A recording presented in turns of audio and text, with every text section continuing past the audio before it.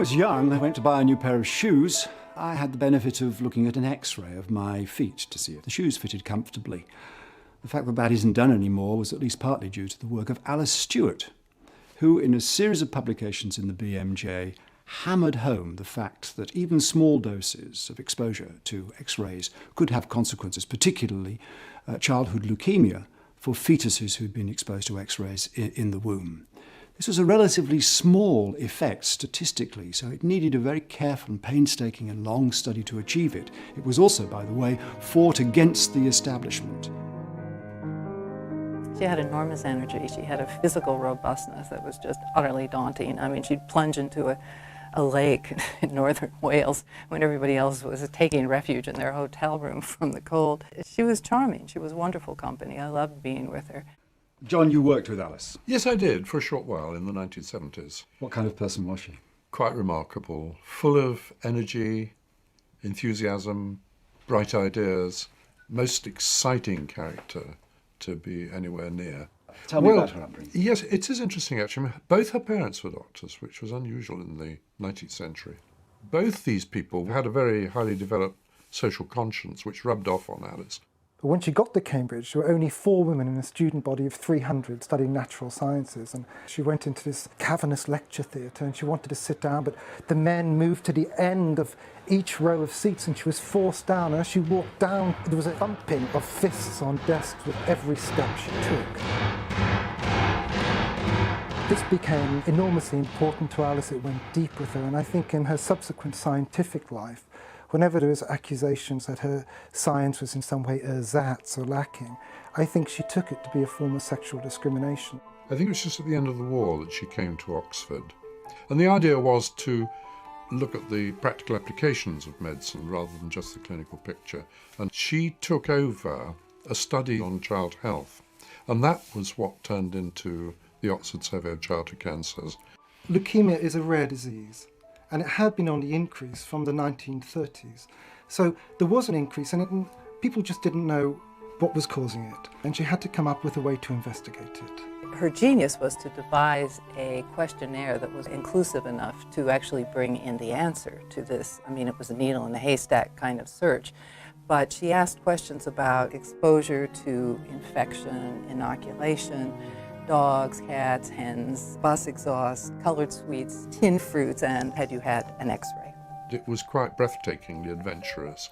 I mean, when I tell you that every single medical officer of health in the country and every local authority was approached and persuaded to take part, you'll see that this was really quite an ambitious thing, and she was doing it really through her own personal energy and persuasive abilities.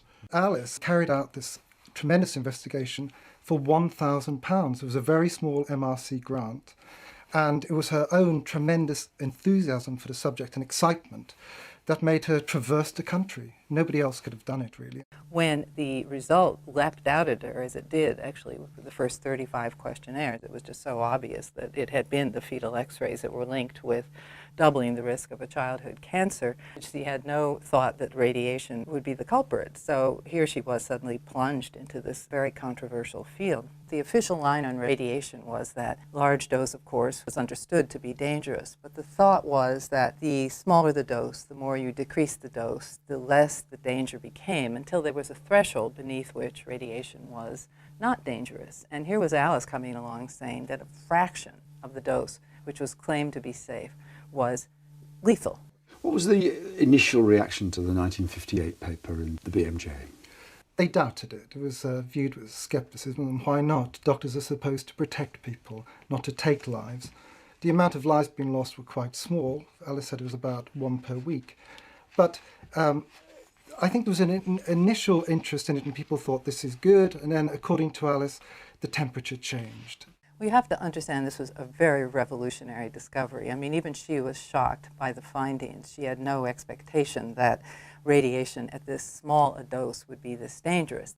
Alice's 1958 findings had the intellectual Geiger counter passed over them by Court Brown and Richard Doll, and indeed Austin Bradford Hill in a paper in 1960, which forms the crux, really, of Alice's career in epidemiology, and also some of her feelings that perhaps her lack of advancement was due to sex discrimination. The paper was certainly crucial because these were people with a good reputation and they'd done a very systematic, careful analysis. And they were men. However, we were talking about a very different kind of study, one which was massively too small to reproduce Alice's results. It wasn't a very good study, those were his words to me, but it ended her access to funding in the UK. What was her relationship with Richard Dole? It was a tremendously interesting one. They were both left-wing. Alice said that she couldn't imagine how any doctor practicing in the 1930s could vote Conservative. Most people in public health medicine were left. Richard was a communist and more to the left. They had, in a way, a close relationship. There were a lot of similarities between them. And Richard would say that he was on very friendly terms with Alice and they got on well for much of their time. And then, when she discovered how dangerous radiation really was, her career nosedived, plummeted into obscurity.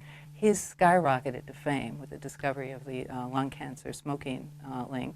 He was knighted. He has a building named after him. There's a center at Oxford named after him.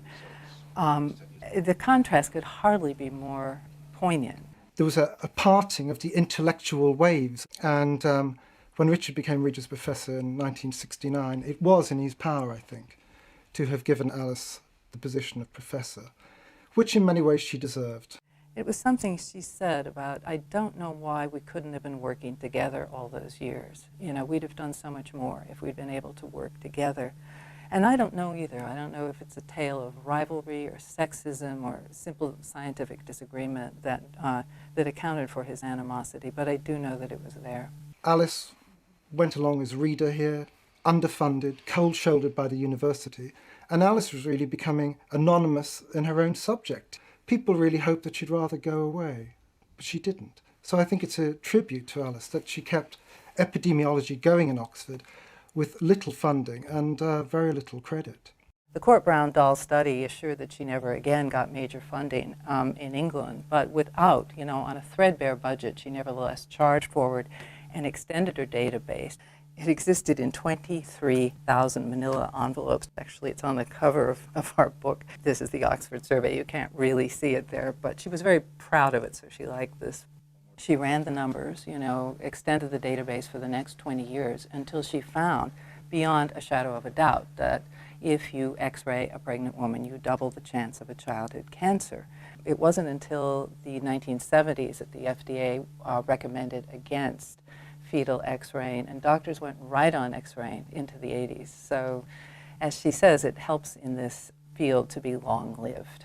I mean, we sometimes like to think that science is independent of personalities. It's just a discovery of the truth, and if X doesn't find it one day, Y will find it the next day. Would you say that's true of Alice's work? Oh, well, I don't think it's true as a general proposition. It's certainly not true of Alice's work. I mean, she was someone who had ideas.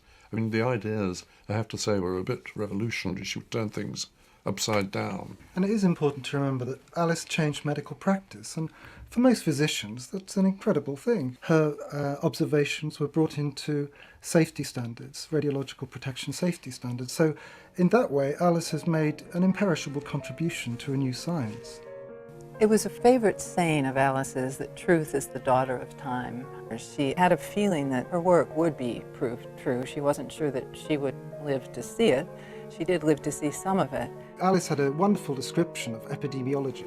She used the analogy of astronomy. She said it's like you're looking at a constellation of stars in the sky, of people, and you have your hands tied behind your back. You can't touch anything, you can just observe what's happening.